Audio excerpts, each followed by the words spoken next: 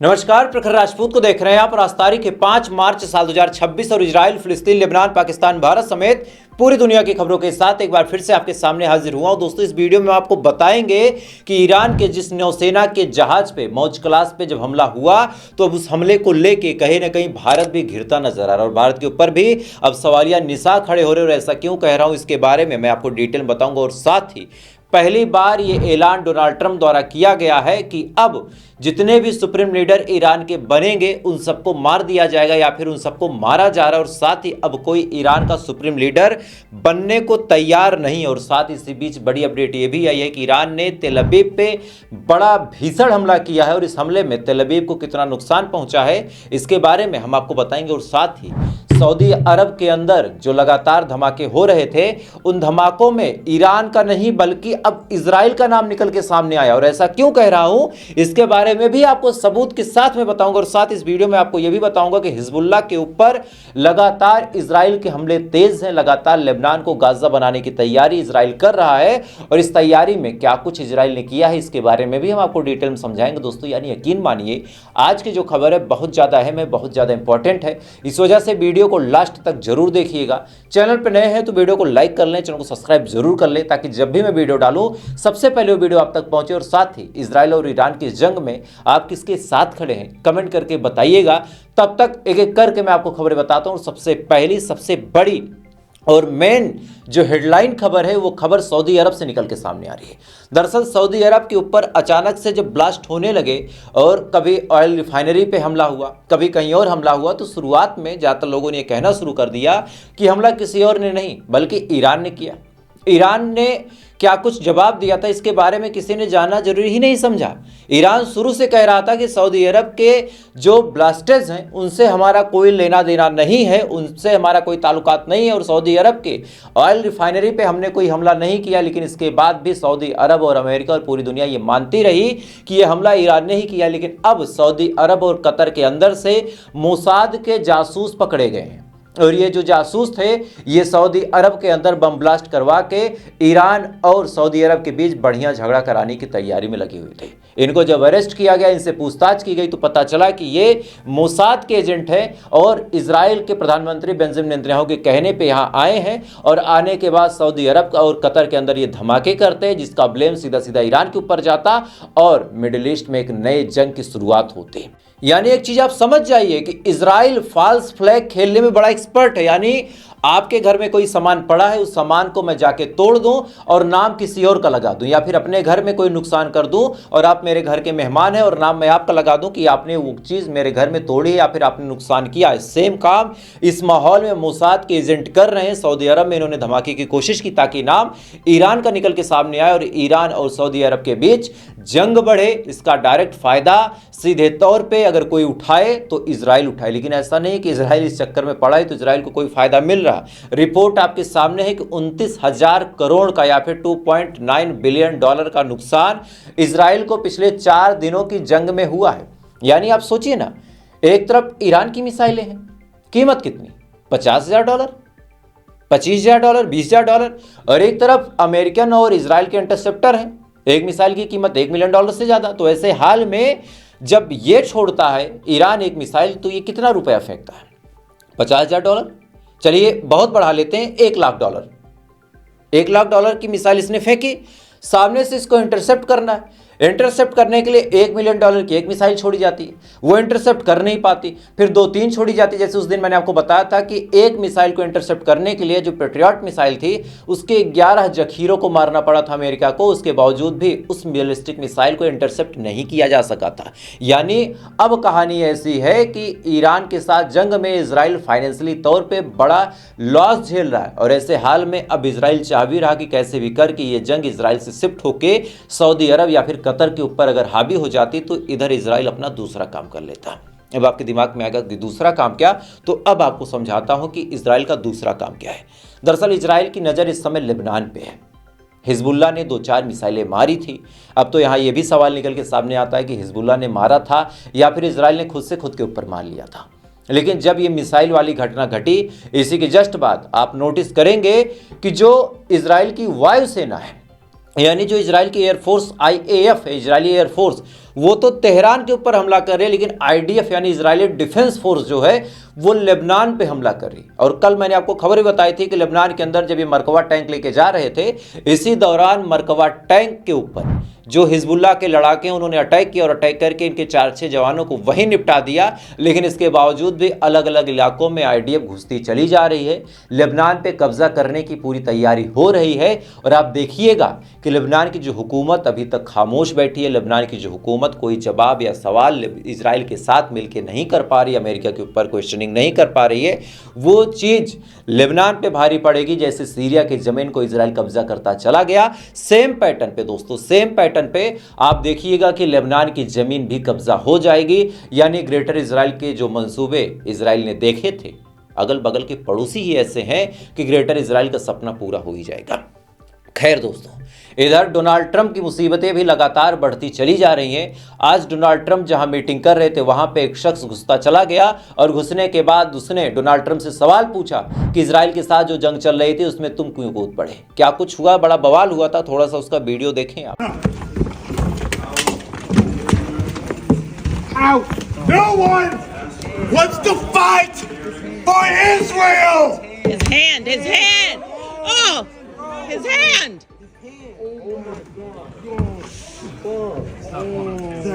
Sir. Let go of your hand. Let go of the door. Let go of the door. The senator broke his hand. A sitting U.S. senator just broke the hand of a Marine. Sir. Control your Senate. Arm stuck in the door. Okay, sir. A U.S. senator just broke the hand of a Marine. Hand stuck. A U.S. senator just broke the hand of a Marine. You're a coward. Punk. What did you say? Senator? Go fuck yourself. You were a shit seal. That's why you got kicked out. Fat ass. Everybody sit down, please. Sit down, please. Everybody sit down, please. Everybody sit down, please. I'm getting out of here. That's fine. Everybody sit down, please. Is your hand okay? Okay. No, it's not. This is disgusting. Disgusting. Just pull it out. Disgusting. इस video में दोस्तों आप साफ तौर पे देख सकते हैं कि किस हिसाब से जब डोनाल्ड ट्रंप मीटिंग कर रहे थे अचानक से एक शख्स वहां पे सवाल पूछने के लिए घुस जाता है। और यह हाल केवल एक शख्स का नहीं है, ऐसे लाखों अमेरिकन नागरिक हैं जो डोनाल्ड ट्रंप से सवाल पूछ रहे हैं कि आप क्यों गए, ऐसी कौन सी मजबूरी आपकी आन पड़ी थी कि आप वहां पे चले गए। और डोनाल्ड ट्रंप के पास इसका कोई जवाब नहीं है। विरोध प्रदर्शन हर जगह पे है, कुछ चीज़ें कैमरे के सामने आ जाती हैं, कुछ चीज़ें नहीं आती। बहरहाल इधर अब आपको एक बड़ी अजीबोगरीब बात बताता हूं कि अमेरिका के सेक्रेटरी ने कहा था कि ईरान की मिसाइलें 86% तक फायर होना बंद हो गई हैं, यानी 86% मिसाइलें कम हो गई ईरान की। और साथ ही 24-48 घंटों में ही 25 से 30% गिरावट आई है। ड्रोन की बात करें तो 73% की गिरावट आई है। और ऐसे हाल में अमेरिका इस चीज़ को अपनी जीत समझ रहा है। लेकिन कहानी दोस्तों कुछ और है। कहानी ईरान ने क्या रची है वो आप जानेंगे, तब आपको समझ में आएगा कि आखिर मिसाइलों की फायरिंग में इतनी गिरावट क्यों है। कहानी ये है कि इनको एक बात पता थी कि अगर हम बाहर अपने लॉन्चरों को दिखा के हमला करेंगे तो हमारे लॉन्चरों पे इजराइल और अमेरिका तबाही मचाएंगे। और ऐसी घटनाएं आई भी हैं, जैसे आज आपको दिखाऊं कि कैसे कौम में इजराइल ने एयर स्ट्राइक की और वहां पे एक लॉन्चर को तबाह किया। वीडियो छोटा सा है, देखें आप।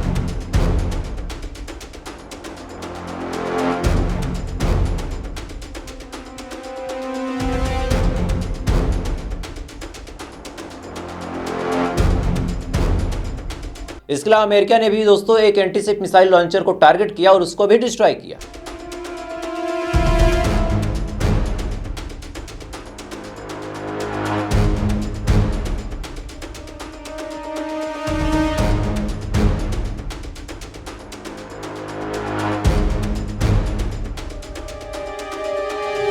इन दोनों ही वीडियो में दोस्तों आप साफ तौर पे देख सकते हैं कि जहां जहां खुले मैदान में आके ईरान अपने लॉन्चरों को रख के फायर कर रहा है, उन तमाम जगहों पे निशाना बना के अमेरिका और इजराइल सटीक बमबारी कर रहे हैं। ऐसे हाल में ईरान ने अपना दिमाग लगाया।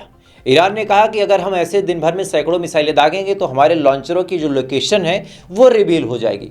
तो एक काम करते हैं, पहले यहाँ से दागते हैं, 10 मिनट बाद यहाँ से लॉन्चर आगे बढ़ा लेते हैं, उसके बाद कहीं और से दागते हैं। तो ऐसे हाल में चाहे ईरान के जितने भी लॉन्चर एक्टिव रहें, अमेरिका और इजराइल कंफ्यूज हो जाएंगे, और अमेरिका और इजराइल जब कंफ्यूज हो जाएंगे तो ऐसे हाल में हमारा काम आसान होगा। और एक चीज़ और देखिए, ये खबर आपको कहीं पता नहीं चलेगी कि ईरान ने आज अमेरिका को अंधा कर दिया है। अब आप कहेंगे कि अंधा कर दिया, इसका क्या मतलब है? अंधा कर दिया का मतलब दोस्तों बड़ा साफ है कि एक डिफेंस का आंख नाक कान क्या होता है। किसी भी देश को अपना डिफेंस करना है तो क्या होता है? जो भी थोड़ा सा जानकार होंगे, जो सिचुएशन को समझते होंगे, एक ही लाइन में जवाब देंगे कि डिफेंस की आंख नाक कान होता है रडार सिस्टम। आपका रडार एक्टिव है तो आप तमाम चीज़ें भांप लेंगे, रडार एक्टिव नहीं है तो आप नहीं भांप पाएंगे। लेकिन अब कहानी दोस्तों ये है कि जो बिलियंस ऑफ डॉलर खर्च करके इजराइल की हिफाजत के लिए, ध्यान दीजिएगा, अलग अलग मुस्लिम देशों में भले ही डिफेंस सिस्टम तैनात थे, लेकिन ये डिफेंस सिस्टम केवल और केवल इजराइल की हिफाजत के लिए थे। चाहे वो कतर हो, चाहे वो जॉर्डन हो, चाहे वो सऊदी अरब हो, चाहे वो तुर्की भी हो, चाहे एक दो देश का नाम जो मैं भूल रहा हूँ, बहरीन का आप ले लीजिए, चाहे दुबई का ले लीजिए, इन तमाम देशों के जितने रडार सिस्टम थे उन सबको डिस्ट्रॉय कर दिया। और इसका सबसे बड़ा खामियाजा अमेरिका को यह भुगतना पड़ रहा है कि अमेरिका अब देख ही नहीं पा रहा है कि कैसे ईरान की मिसाइलें आ रही हैं, कैसे ईरान की मिसाइलें मार रही हैं और क्या कुछ हो रहा। तो ऐसे हाल में ईरान की ये बड़ी स्ट्रेटेजिक जीत है, रणनीतिक तौर पे ये बड़ा विजय है ईरान का कि कैसे उसने अमेरिका जैसे देश को मिडिल ईस्ट के अंदर अंधा बना दिया।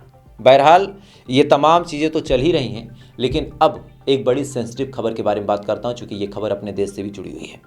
आपको याद होगा कि कल शाम से ही मैं आपको 2 बार ये बात बता चुका हूँ कि भारत में जो मिलन युद्धाभ्यास करने के लिए आया था एक शिप ईरान से, जिसका नाम मैंने बताया भी था आपको, जिसका नाम मौज क्लास फ्रिगेट IRIS डेना है। तो IRIS डेना जो है, या फिर जो मौज क्लास कह लें, आया था, तो ये हमारे युद्धाभ्यास में आया था और बाकायदा द्रौपदी मुर्मू के सामने उसका शो ऑफ हुआ था, उसका प्रदर्शन हुआ था। और उसके बाद जो नौसेना के जवान ईरान के थे वो यहाँ पे परेड भी करते नजर आए, और उसका एक्सक्लूसिव वीडियो मुझे मिला और मैं चाहूंगा कि वो वीडियो आप देखें। June 2021 and named after the iconic Mount। इस जहाज के हथियार इसे हवाई हमले, सतह पर युद्ध और सीमित पनडुब्बी रोधी युद्ध में एक led by Lieutenant Jeffrey Matthew, now marches past the grandstand.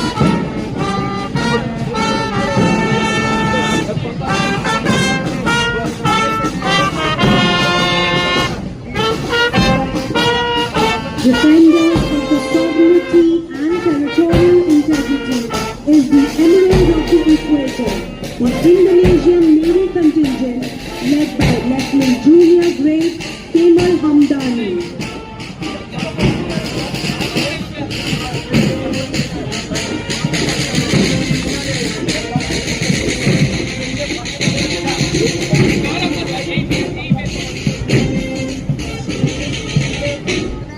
अब यही नौसेना के जवान अपने इसी मौज क्लास पे सवार होकर जब ईरान के लिए जाते हैं तो टॉर्पीडो की मदद से उसको हिट किया जाता है, सिंक कर दिया जाता है, डुबो दिया जाता है, और ऐसे हाल में कई सैकड़ों लोगों की मौत हो जाती है।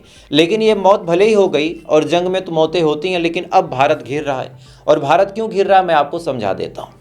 पहला बड़ा सवाल दोस्तों जो उठ रहा है वो यही उठ रहा है कि आखिर जो ईरान के लोग आए थे वो भारत के मेहमान थे, तो भारत ने उनकी हिफाजत की जिम्मेदारी क्यों नहीं ली? भारत ने उनको क्यों नहीं कहा कि आप नहीं जाइए, अभी जंग का माहौल है? और दूसरी सबसे बड़ी बात यह है कि भारत के इर्द गिर्द अंतर्राष्ट्रीय समुद्र में अगर ईरान की सबमरीन मौजूद है तो भारत की नौसेना को इसके बारे में कोई जानकारी क्यों नहीं थी? अगर अमेरिका का सबमरीन वहाँ पे मौजूद है और वो अंदर ही अंदर टॉर्पीडो फायर कर सकता है तो भारत की नौसेना को ये जानकारी क्यों नहीं थी? क्या भारत की नौसेना बताना जरूरी नहीं समझी, या फिर उसको बताने से रोका गया? ये सवाल आज विदेश के लोग भारत से पूछ रहे हैं, और ये भी पूछ रहे हैं कि आखिर भारत की नैतिक जिम्मेदारी क्या बनती है, क्योंकि वर्ल्ड वार 2 के बाद से आज तक कभी ऐसा नहीं हुआ कि किसी आदमी सवार जहाज को टॉर्पीडो से निशाना बनाया जाए। वर्ल्ड वार 2 के बाद पहली मर्तबा ऐसा हुआ है जो काम अमेरिका ने किया, और इसकी वजह से आज भारत भी घिरता हुआ नजर आ रहा। 2 चीज़ों पे कि एक तो ईरान आपका मेहमान था, आपने कोई एक्शन अभी तक क्यों नहीं लिया, और दूसरी सबसे बड़ी बात कि आपके समुद्र के आसपास अमेरिका की सबमरीन मौजूद थी और आपकी नौसेना को इसके बारे में जानकारी क्यों नहीं थी? और अगर जानकारी नहीं थी तो फिर ये हमारे डिफेंस में भी बड़ी सेंध है। आजकल कोई भी आ जाएगा हमारे बगल, हमें जानकारी नहीं होगी। खैर, इधर दोस्तों ये तमाम चीज़ चल रही है, इधर इजराइल के ऊपर लगातार ताबड़तोड़ हमले ईरान कर रहा है और एक बार कैसे डिफेंस सिस्टम इंटरसेप्ट करने में फेल हो रहा है उसका मंजर देखें।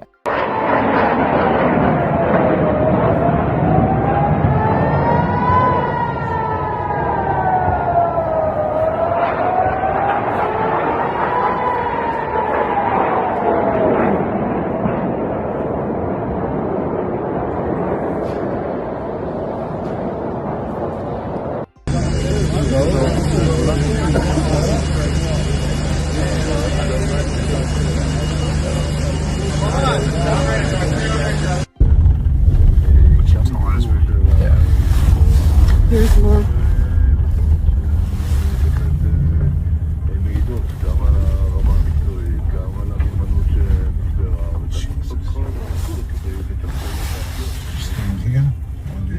תסתכלו, זה נופל.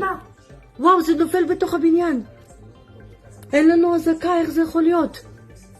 אמא, נרד.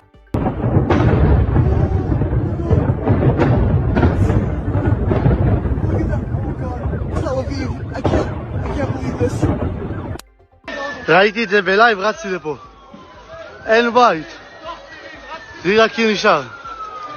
इस वीडियो में दोस्तों आप साफ तौर पे देख सकते हैं कि किस हिसाब से तेल अवीव दहल चुका है, तेल अवीव खंडहर हो चुका है। और इसी के बाद डोनाल्ड ट्रंप का एक बड़ा फनी बयान आपको सुनाता हूं। डोनाल्ड ट्रंप ने कहा कि ईरान के जितने सुप्रीम लीडर बनने वाले हैं वो सब मारे जा रहे हैं, इस वजह से अब कोई सुप्रीम लीडर बनना नहीं चाहता। थोड़ा सा सुनिए आप। And their leadership is just rapidly going. Everybody that seems to want to be a leader, they end up dead. And it's an amazing thing that's taking place. मतलब इनके हिसाब से तबाह तेल अवीव हो गया, खंडहर हाइफा शहर हो गया, लेकिन मंजर जो खराब है वो केवल और केवल तेहरान का है। मैं ऐसा नहीं कहता कि तेहरान में सब कुछ बहुत सही है, तेहरान मजे में है, लेकिन ऐसा भी कहना गलत होगा कि इजराइल मजे में है। नुकसान दोनों का है और बात दोनों की होनी चाहिए। खैर, तो फिलहाल दोस्तों अभी के लिए बस इतना ही। बाकी थोड़ी देर बाद आपसे फिर मुलाकात होगी ऐसी किसी खबर के साथ। तब तक आप अच्छे रहें, खुश रहें, अपना ख्याल रखें, अपने देश का ख्याल रखें। जय हिंद, ऊपर वाला आपकी हिफाज़त।